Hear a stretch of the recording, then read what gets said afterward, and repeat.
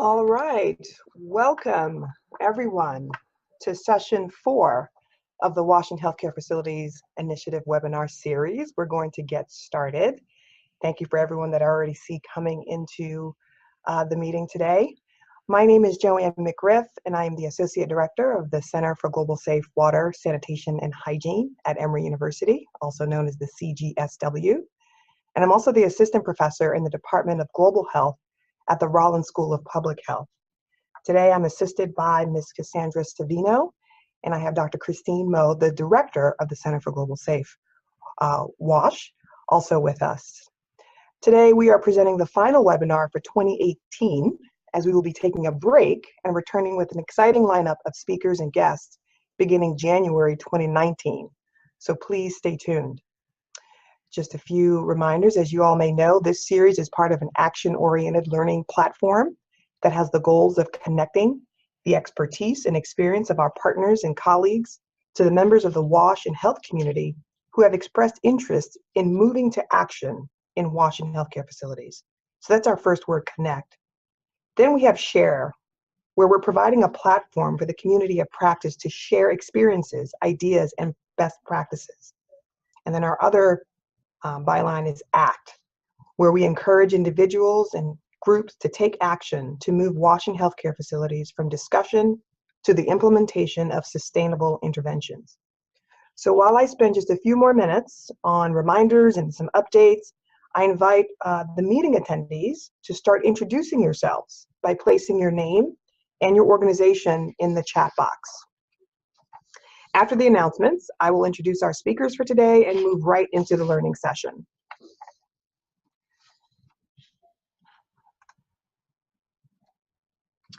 So just a word about structure and format. For today's webinar, we will highlight 2 WASH and healthcare facility subject matter experts in a 25-minute presentation, followed by 30 minutes of facilitated discussion.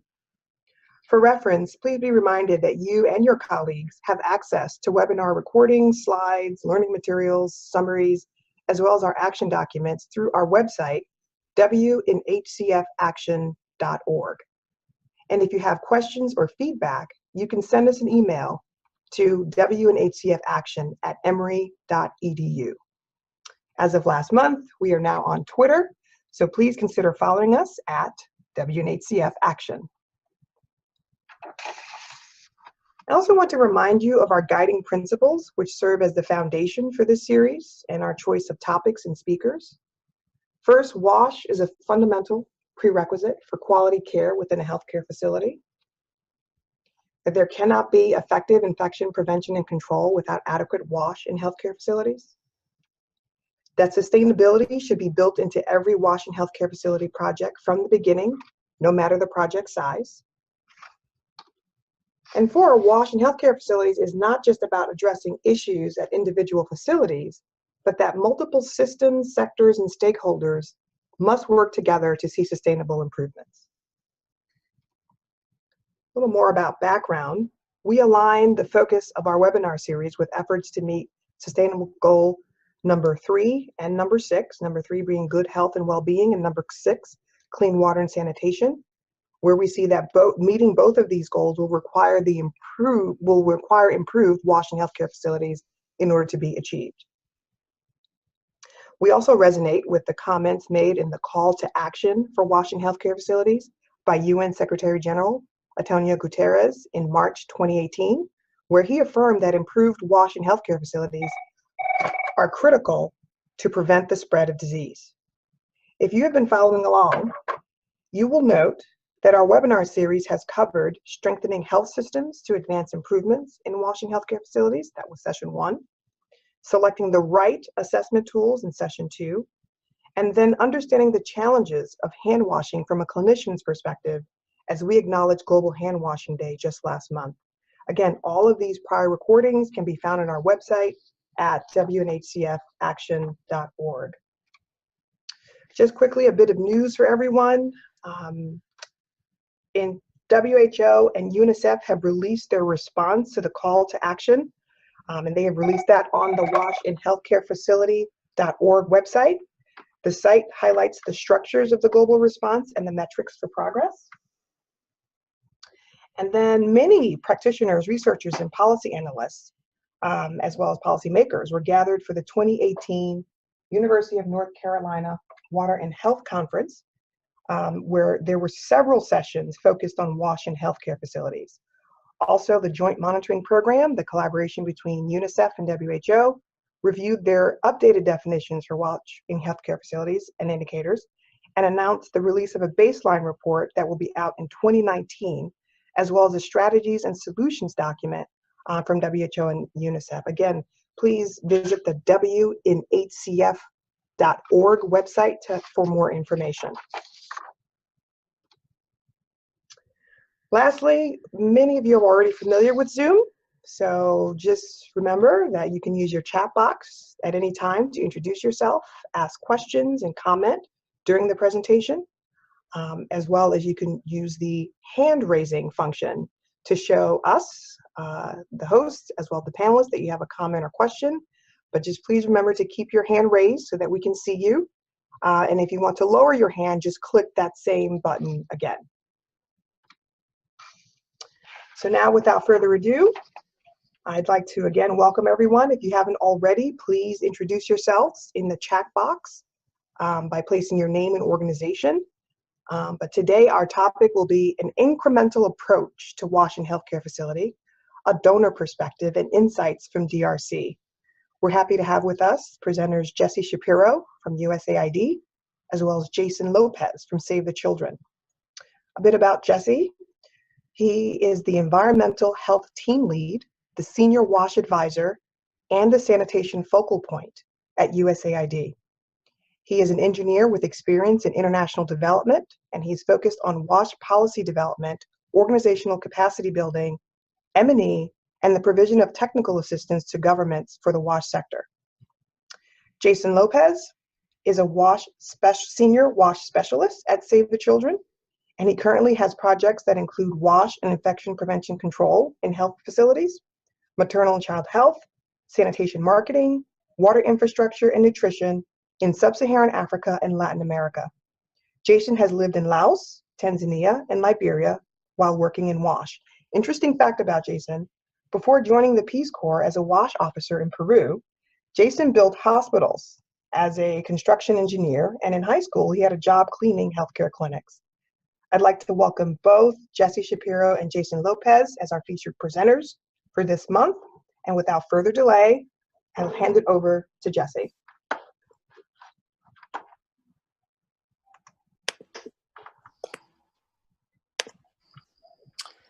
Thank you very much, Joanne. Oh, sorry about that, technical difficulty. Yeah, that's a really unique fact about Jason. I hadn't heard that before. It sounds like he's uniquely placed to share some thoughts on the subject today. But thank you again for the introduction. My name is Jesse Shapiro. I want to start by really thanking Emory and the Center for Global Safe WASH for this opportunity. Of course, this is a really important area in our sector, in both the WASH and the health sectors. And you know, we really believe that platforms like this really help to elevate the focus on this issue, which is extremely welcome, as we know the conditions around the world can use some improvement. So just to get us started, I'm going to do a bit of a little introduction and then hand it over to Jason for more in-depth sharing of experience from DRC. But you know, just a little bit, some of this might be review for many of you, but you know, why is USAID interested in WASH and healthcare facilities, and why are we investing in it? You know, one of the primary reasons is its connection and link to mortality and morbidity, particularly, you know, maternal mortality and newborn mortality, particularly from sepsis and other healthcare-acquired infections. But it's not just those health reasons. You know, poor WASH can also prolong hospital stays, increase cost of healthcare. It's central to dignified and respectful care, and it can also link to the increased use and misuse of antibiotics, which links to AMR, antimicrobial resistance, which we all know is also an emerging a challenge in our sector. And I think as we've seen with like the outbreaks of Ebola and cholera and other things, when we get an outbreak in a health system, if the wash is also poor, this can exacerbate those conditions and increase that risk. Now, and also, as Joanne already mentioned, USAID is very committed to helping countries achieve the SDGs. And so within the SDGs, we have like goal 3.1, 3.2, 3.8, and of course, goal 6, which looks at universal access to WASH, are all really important and linked to this effort in WASH and healthcare facilities. So as USAID has really thought about how to approach this issue of WASH and healthcare facilities, we've started to come up with sort of a vision for how we see this moving forward. And we've tried to encompass that in this graphic here. This is very much a work in progress, but we very much see WASH and healthcare as a key component of the health system. And it really falls completely within the purview of the quality of care initiatives. And there's also some very significant overlap with IPC initiatives within the health sector. And this graphic tries to capture some of this, and I don't mean to go through all this or have you read every piece of this, but just really to capture that WASH in healthcare is really a component of quality of care and a component of IPC. And it's really those platforms which we see as the platforms and initiatives in which we need to build WASH work in healthcare facilities into and through to really see and drive improvement in the health sector. Now, given this orientation, this is just a quick summary of some of our current investments in WASH and healthcare facilities to give you an idea of the breadth of this work. So we're really trying to support WASH and healthcare facility leadership, thought leadership for action globally. And this is primarily through our support for WHO and UNICEF platforms. As Joanna already mentioned, they've had the global call to action and now produced an action plan, and they maintain the working group. So we're very supportive of that group, as well as the UNICEF and WHO Joint Monitoring Program, which very soon will be putting out their global baseline report for WASH and healthcare facilities. We also have a number of activities looking at research and learning. We're supportive of the CDC, Center for Disease Control, which does a lot of work across our priority countries in WASH and healthcare, and some of our support helps them do additional analysis and publishing of those results.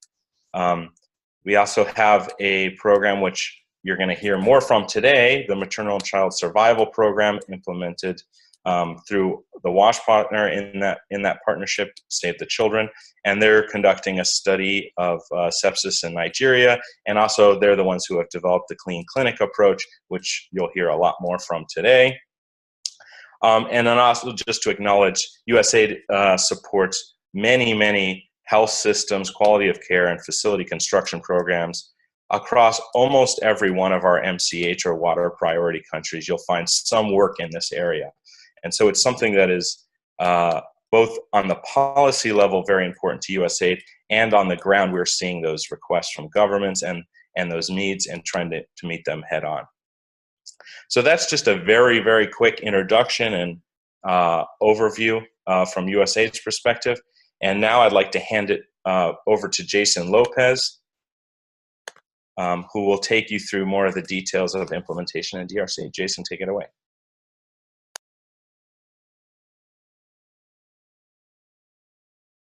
Oh, I was muted. Good morning or afternoon, depending on where you are.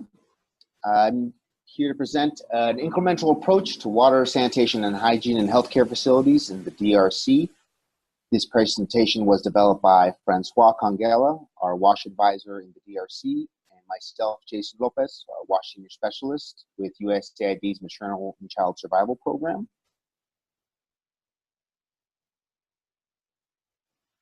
All right, so WASH and quality healthcare provision is dependent on on WASH. WASH is an essential component of SDG 3 for healthcare and SDG 6 for WASH, as Jesse mentioned. And in the DRC, WASH in improved water for healthcare facilities is about 41%, and sanitation is 37%. So safe WASH is important for the provision of safe services such as hygienic births and clean surgeries. About 15% of patients expect to develop one or more healthcare-acquired infection, including newborn sepsis. Good WASH also encourages health seeking if patients feel that the facilities are clean. And it's also important for emergency response, and most notably the 2014 to 2016 Ebola response. Challenges in improving WASH in healthcare facilities include that national standards may not exist or are poorly implemented and poorly monitored. Funding may be limited, and there also might be a lack of trained personnel, especially in environmental health, as well as a lack of clear roles and responsibilities. As part of the maternal and child survival program in the DRC, we've been implementing the Clean Clinic approach. The MCSP is a multi-partner flagship program in support of USAID's priority goal of preventing child and maternal deaths. In the DRC, it focuses on increasing coverage and utilization of high-quality reproductive, maternal, and newborn child health interventions at the household, community, and health facility levels. For WASH, this includes ensuring that healthcare facilities meet the water, sanitation, and hygiene standards set by the World Health Organization and adapted by the DRC Ministry of Health. We are implementing our programming in 8 health districts within Teshopo and Bas-Uélé provinces. These are rural, remote, underserved provinces of the DRC. Work started in August of 2016 with 10 healthcare facilities and was expanded to 35 healthcare facilities in November of 2017. So the Clean Clinic approach, it was developed by MCSP and Save the Children. It enables healthcare facilities to identify needs and develop action plans. It works incrementally towards improved WASH and IPC in healthcare facilities, and institutionalizes motivation and accountability systems to sustain these improvements. Now, let me take you through the Clean Clinic approach as it was developed by MCSP and the Ministry of Health for DRC. DRC was one of the first countries to implement the Clean Clinic approach. So the first steps include government engagement and tool development. MCSP and the Ministry of Health adapted the Clean Clinic approach to the DRC. They assessed and selected healthcare facilities, and MCSP and the Ministry of Health designed and developed all of the CCA tools and materials for the DRC.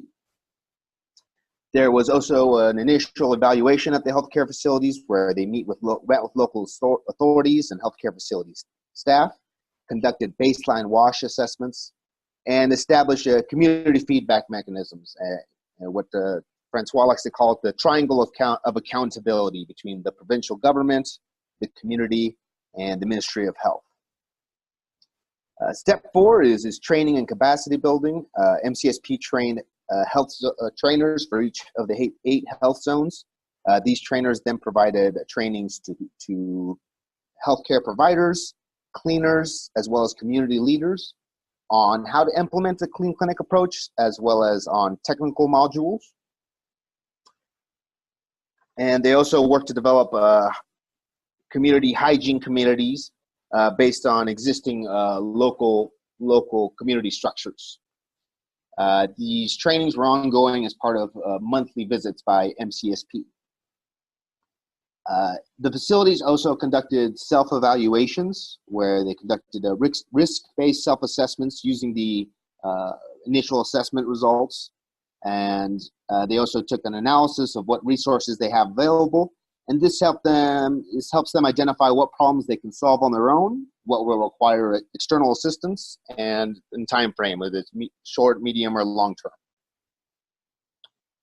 Step 6 in the CCA process is work planning, where they develop incremental action plans, determine roles and responsibilities, costs, timelines, and where they classify their activities based on what's short, medium, long-term, and according to difficulty, and incorporated into their existing work plans. Next step is work plan implementation. This is where they implement their work plan and track their improvement. This is also where they require any necessary equipment or materials. In the DRC, MCSP provided starter kits that included some PPE equipment such as gloves, cleaning supplies, and we also provided chlorinators to all of the facilities. Step 8 is to conduct inspections and share the results. The results are shared amongst all the healthcare facilities in the area as a way to encourage a healthy competition. The next step is the certification process. So once they have been evaluated and if they're found to be certified, they encourage the communities to provide small financial contributions in order to facilitate activities that might be out of their financial reach. This can be either directly through cash or in kind. One example was a community provided a large amount of bricks for the facility to build an incinerator. Step 10 is to refine the process after the certification evaluations. They incorporate the findings into and also take any contributions they had to incorporate it into their work plans, and the cycle continues. The tools developed in the DRC consisted of 45 questions in 4 technical areas: management, sanitation, hygiene, and water. There were 1 to 4 points per question. A 75% clean clinic, a 75% score earned you clean clinic status. 80% earned you 1 star, up to 5 stars for 100%. And each of the technical areas was part of a service ladder from advanced, essential, limited, and no service. The assessments were conducted both internally by the healthcare facilities and the Ministry of Health, but also externally by MCSP and the provincial government. Results. So in the Bas-Uélé pilot areas, there were five facilities. Each received 5 inspections over a period of 6 months, and all achieved a clean clinic status except 1 facility. In Tushopo, there were 5 facilities. Each received 3 inspections over a period of 4 months. Only 2 achieved clean clinic status. However, Tushopo had a noticeably lower baseline than Bas-Uélé. After the pilot stage, 10 facilities were added in Bas-Uélé. Overall, the pilot saw a 32% improvement over 15 months in 7 assessments, and the scale-up facility saw 6% improvement over 6 months in 2 assessments. In Tushopo, the pilot saw 54. In Tushopo, they added 15 additional facilities for the scale-up.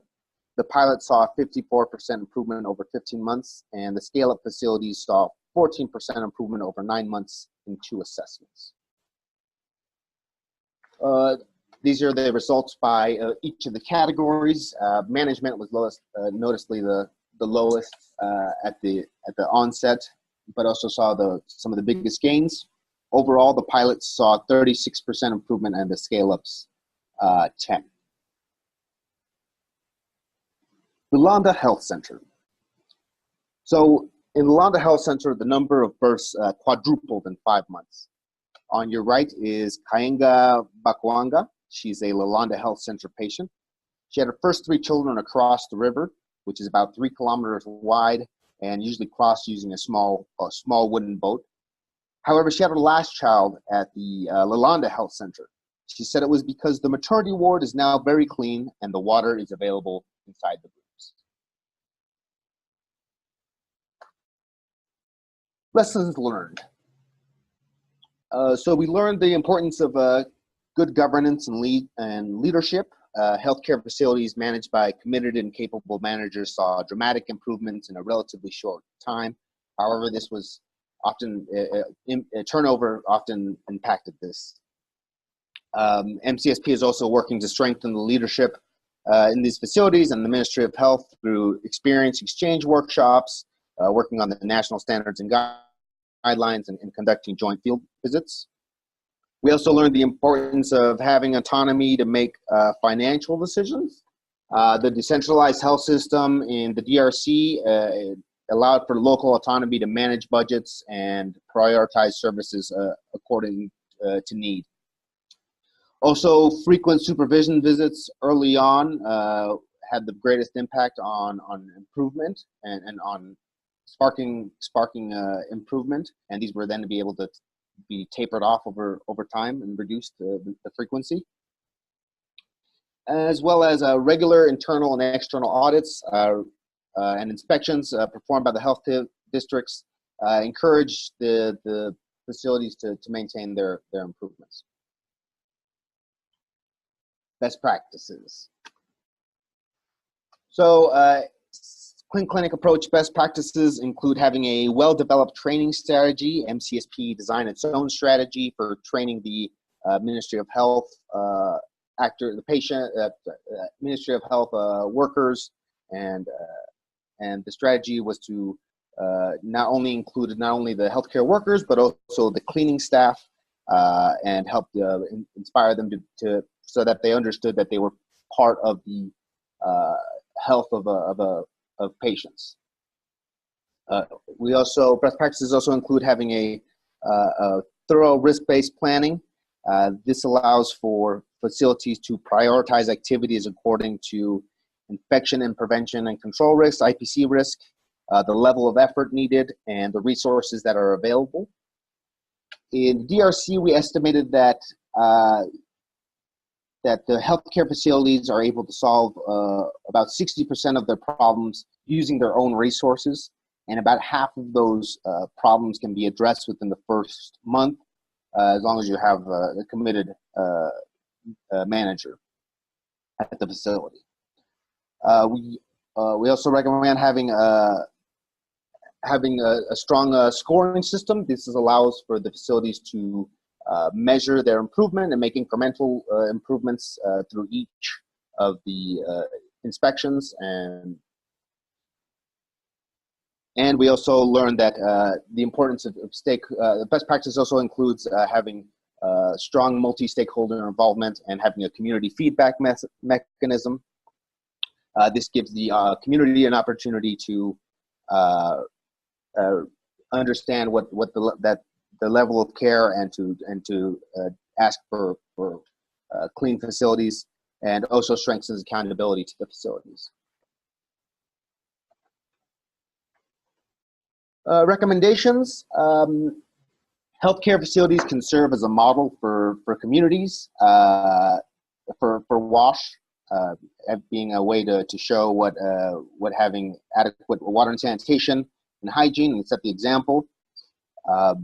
It could also work as a hub for future health programs, and also can encourage increased community participation within the healthcare facilities.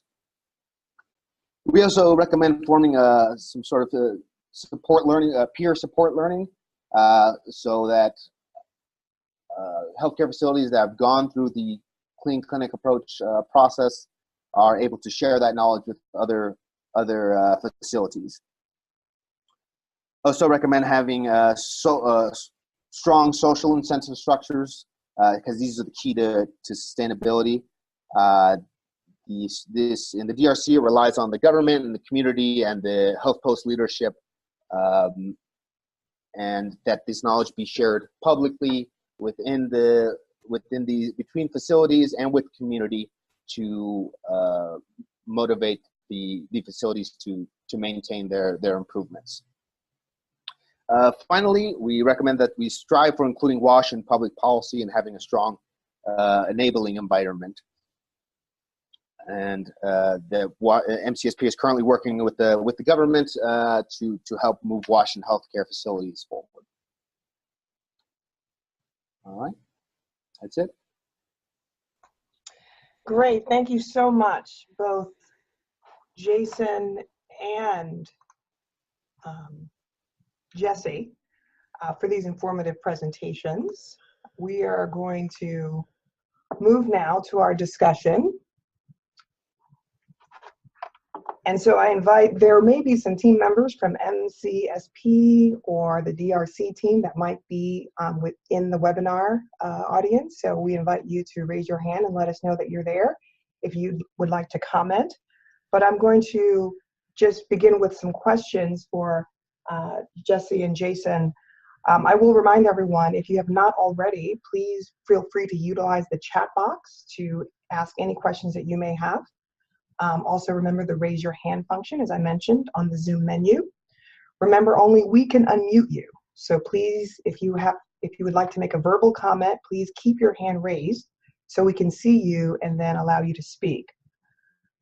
Also remember, if we don't get to your question today, or we don't get to your hand raise, that we will do everything that we can to work with Jesse, Jason, and other members of the MCSP team to respond to as many of your questions as possible, and we'll post all of that on our website after the webinar. So I'd like to get started with a question for Jesse. As a donor, a USAID, what are the outcomes or outputs that you are interested in when you fund WASH and healthcare facility programs or projects? Thanks, Joanna. So this is not an easy question, as it would seem. I touched on some of the reasons why USAID invests in this approach and linked to mortality.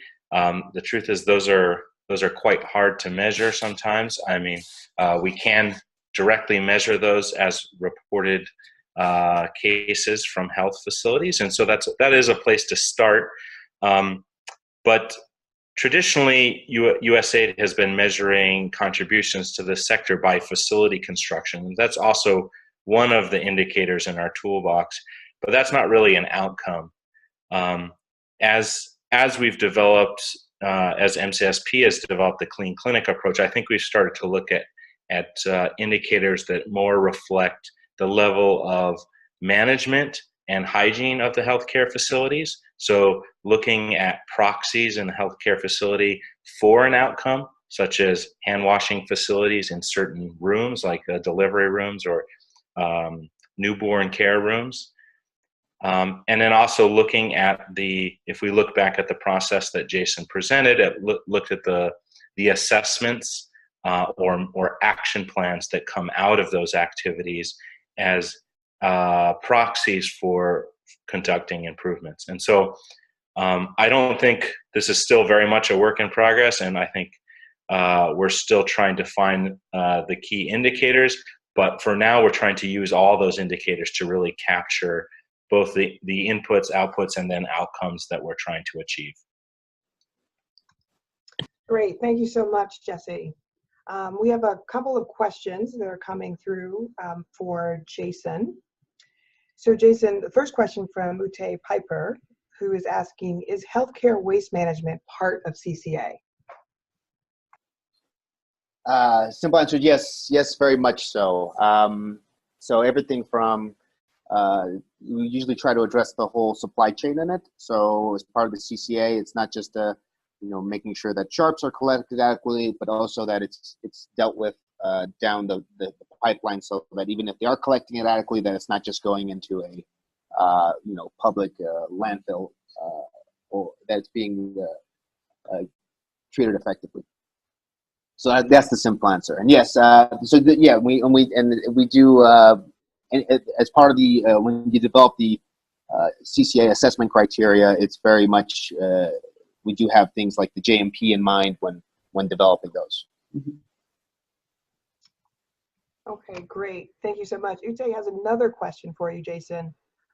Is the CCA in alignment with the surveys or questionnaires of the JMP on WASH, including on indicators revolving healthcare waste management?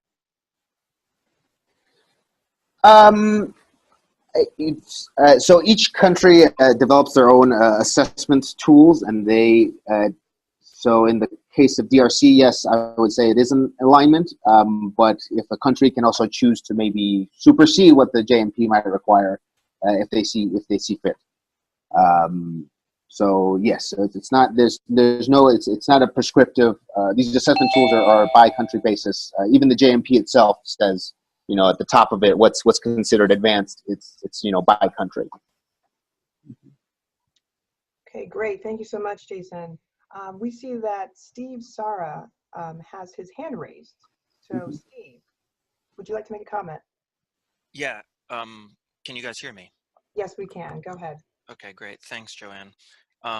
Great presentations. Thanks, guys, for sharing. I just wanted to mention I'm on the WASH team at MCSP as well, and the DRC program was one of our first WASH and healthcare facility programs. So at the time that it was created, the JMP WASH service ladders had not yet come out. So in future programs, we'll definitely be in alignment with those, but we're also looking to combine the WASH and infection prevention indicators together under a clean clinic umbrella. And then the other thing I wanted to quickly say is that, as Jesse mentioned, there's no real great indicators to measure WASH in healthcare facilities. We have a lot of proxy indicators for access and use.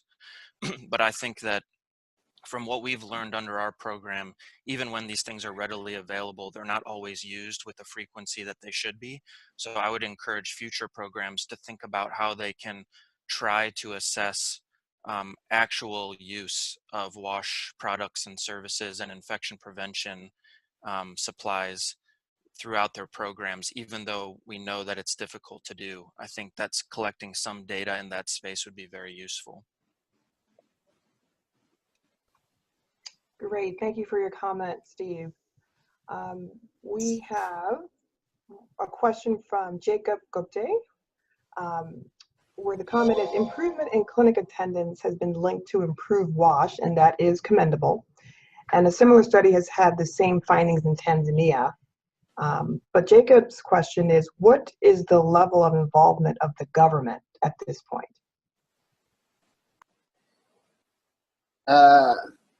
In the DRC, the government is working closely with the MCSP program. They're actually also working with other actors who are also working on WASH and healthcare facilities. It's something that they're very attuned with. And like I said, they were directly involved in developing all of the tools through workshops and field visits. This is they are very much involved in the CCA process. Great, thank you, Jason. Another question we have to anyone, Ms. Christy Chatterley is asking, could you speak a bit on what the DRC government considers effective treatment of sharps and infectious waste? I don't think I can actually. That's a bit too. Francois was our man in implementing the program, and he was unfortunately not able to make the meeting. He was supposed to be part of the Q&A, so I would have to get back to you on that question. Great, no problem. We have Moses Chisakangwala, who is raising his hand. Moses, are you able to hear us?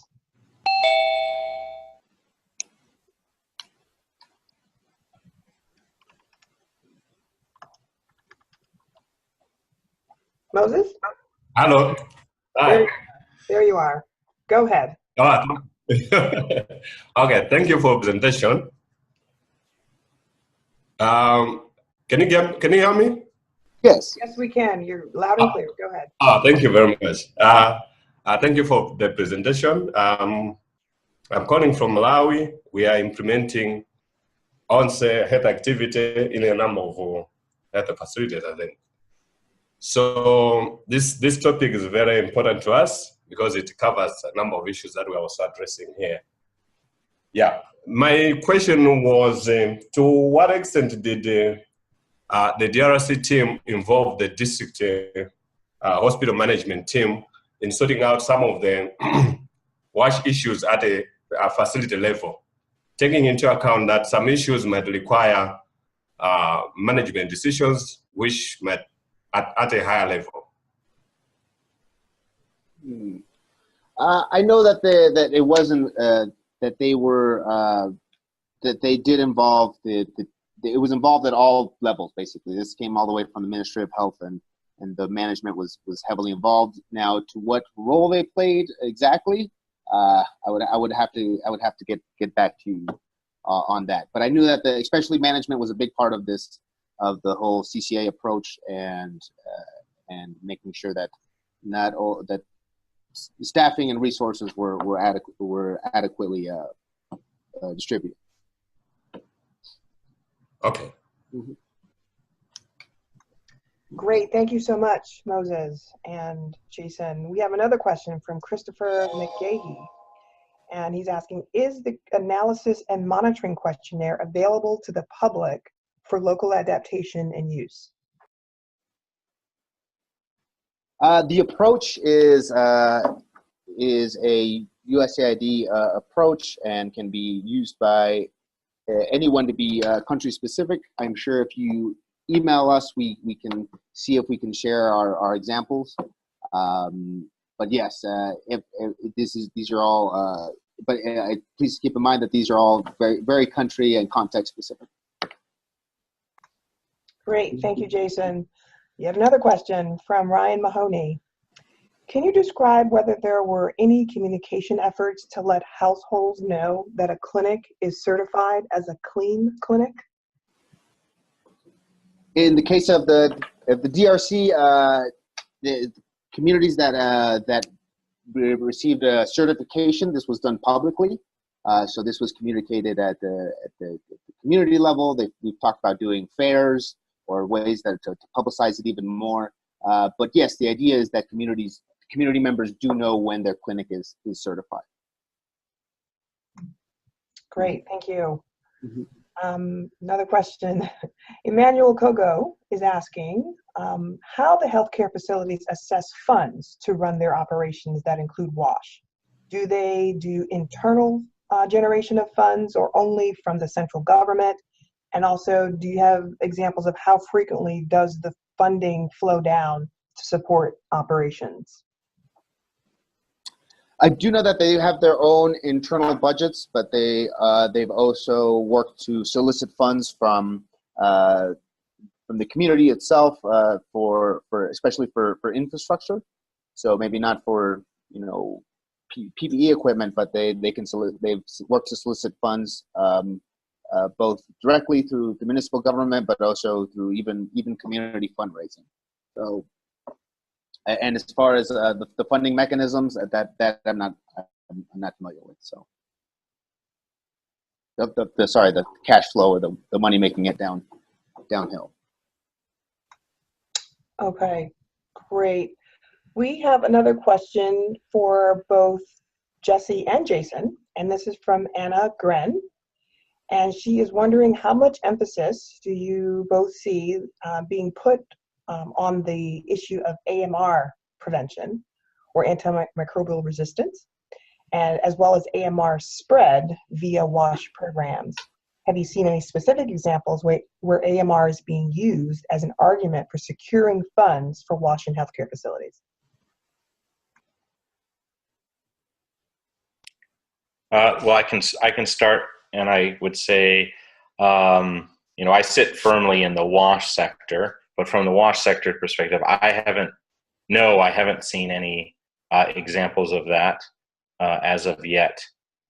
I think the issue generally of AMR is gaining momentum as a big challenge, and that's started to be on the radar of WASH programs, but I have yet to see it be as a component of WASH programs and or a mechanism to fund WASH programs or activities.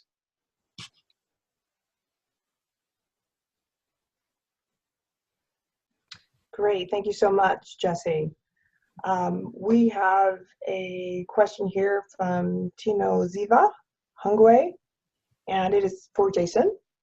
And it's asking whether the CCA assessment includes assessment of water source, or does it only focus on issues of infrastructure related to the hospital, clinic, etc.?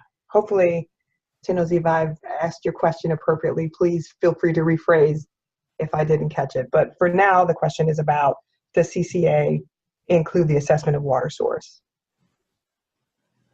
It does include the assessment of water source. It includes, maybe she was asking about water quality. In the case of CCA, we are checking the water quality, but also it does take into account accessibility, availability, distance even. So yes, so it does take into account. And but however, I will mention that we try to be more holistic. You know, that we understand that a lot of the facilities we work with actually already have water sources. A lot of times they might even have soap, but maybe the soap is not where, you know, easily accessible, or it's not always where in the position where it can best be used to prevent infections. So it's very much not just about the quantity of the water source or even the quality of the water. It's also very much we try to focus, if not more, on how we use those resources. Great, thank you, Jason. We have a question coming from Pendo Masanje, and he is commenting that in Tanzania, most of the healthcare facilities outsource their cleaners, meaning the cleaners are hired from outside of the healthcare facility. And the issue is how these people are trained to meet the healthcare facility's cleaning standards. Can you give some examples or experience involving the cleaners regarding WASH strategy? Yes, and this is the involvement of cleaners is almost universal. I mean, I've been a cleaner before, and when I was a cleaner, I did not know anything about, and also as a contracted cleaner, I did not know anything about environmental health at the time. So we realized the importance of involving the cleaners so that they know that their job is important for the health of patients.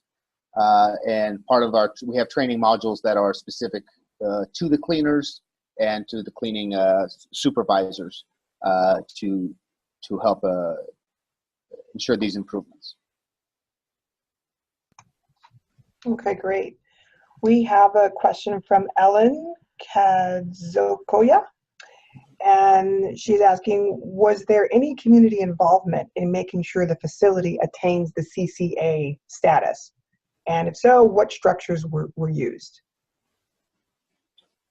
It's a very good question. I never thought about it, but I personally didn't think about it like that. I mean, there's community involvement in maybe not. I know that there's community involvement in continuing the CCA certification, but as far as in them attaining the facilities, I'm actually curious myself. So I will actually be following up and see how they were involved in achieving the CCA certifications. Okay, great. Thank you so much. We have a hand raised from Ute Piper. Ute, can you hear us? No, I can hear you. It just took some time. Hi, everybody. This is Ute Piper speaking.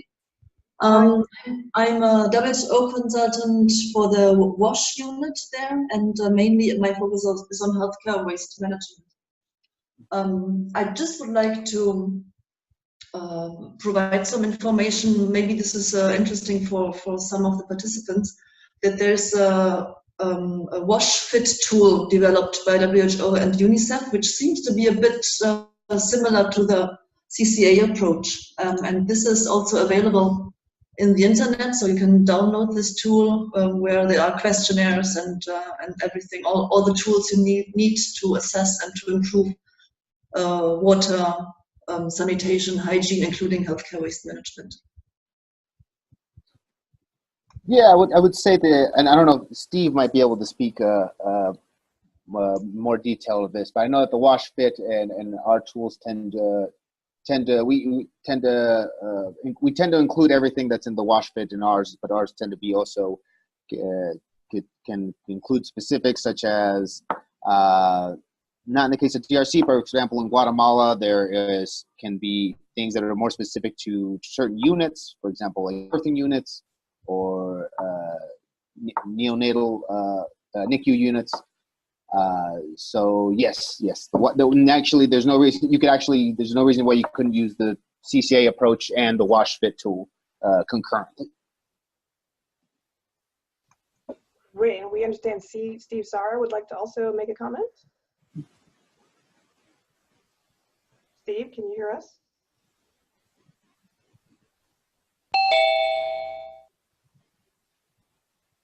Yes, no? Okay. Are you on mute? There you are. Sorry about that. This is Steve Sarra. Yeah, as Jason said, you can use them concurrently. I think though the wash fit tool is a great outline of the basic standards that we would expect to find in a health facility. And so what we've been trying to do since that was published is integrate that into the scoring or monitoring framework that we use. And then the clean clinic approach is really just like a process to implementing and maintaining those standards. Great, thank you, Steve. So we have a question, and it is from Festus Fofi, and they are asking, what were the challenges identified that prevented some healthcare facilities from achieving clean clinic status? Challenges include, often there's financial limitations can obviously be a big one, like as we mentioned, that they're often able to achieve many of these with very low resources, but in the end they can plateau if they have due to financial limitations.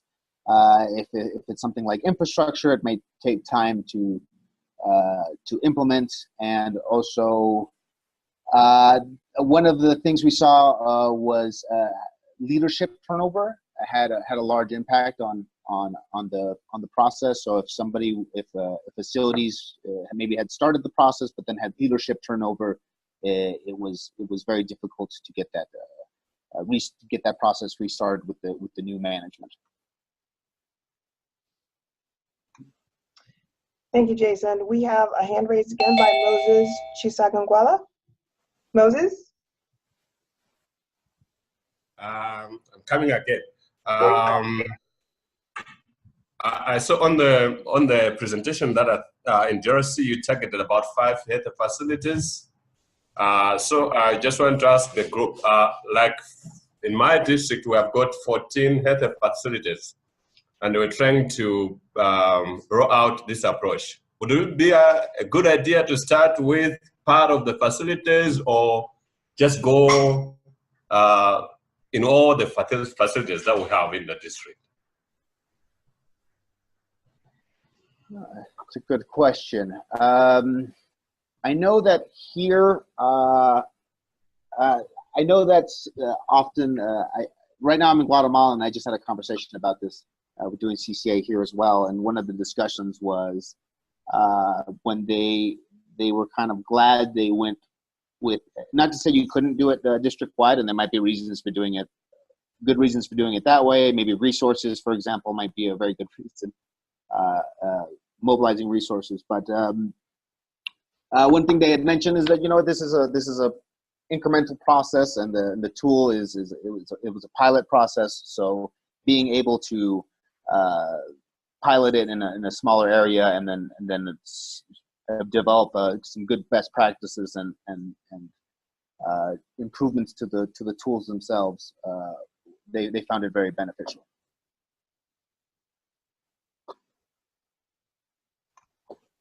Great, thank you, Moses and Jason. Mm-hmm. We have a question from Yodit Chido, and they are commenting that the DRC currently implements the nationwide program Healthy Schools and Villages, which includes a WASH component at the community level. Was there any outreach to the community or coordination with this EVA program or the Healthy Schools and Villages program? I am not sure, but I feel like there should be. I'm not sure if they did work directly with them, or if there was any in the facilities where they were, if there happened to be any of those programs going on. But yeah, no, that's a very good question. I'll try to find out more on that. Great, thanks, Jason. Another question for you. Okoswa Kwakwe is saying that the scoring system is interesting and asking, is this used to rank health facilities as an incentive so that other facilities might follow suit or join in? And then related, has this scoring encouraged other facilities to join into CCA, or want to at least?